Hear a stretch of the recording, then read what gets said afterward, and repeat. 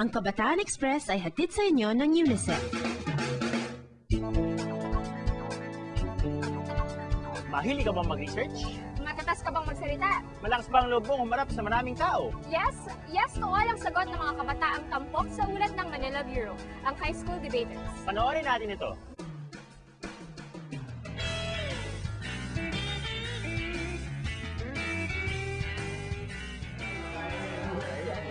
I started debating because I wanted to learn more about the world. It's weird because I've always wanted to be in debate.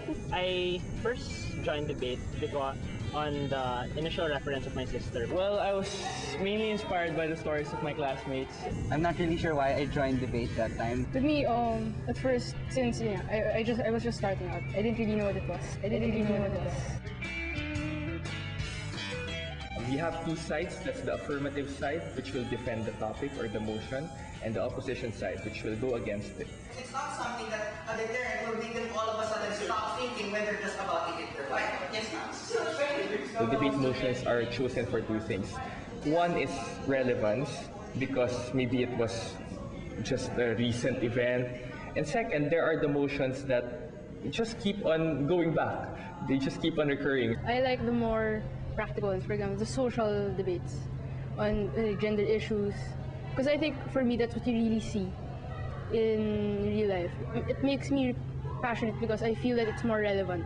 Because I actually see it happening. You're giving 30 minutes to prepare for a motion.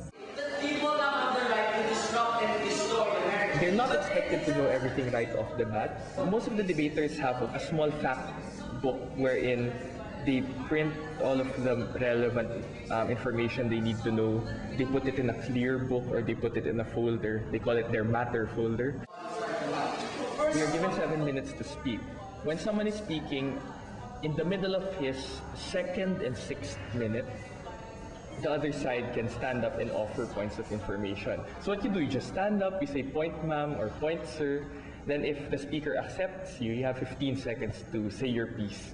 So you have 15 seconds to try to destroy the case of the other team. While in the opposition side, they actually told us that it's not the government's responsibility, basically because it's a personal issue. We never said it's okay for them to lie. What we say is that they have to find a way to that We're up against older people, or people you think are very confident, and people who seem to know what they're talking about.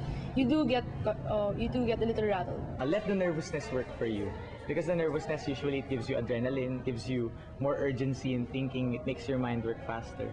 Some of them, of course, may have trouble balancing debating with school because debate is a very tedious activity. You have to train all the time, you have to read a lot of books, you have to watch the news all the time. You balance that by knowing your priorities. But obviously, studies take priority. It wouldn't matter if you're the national champion if you have a 75 in your car.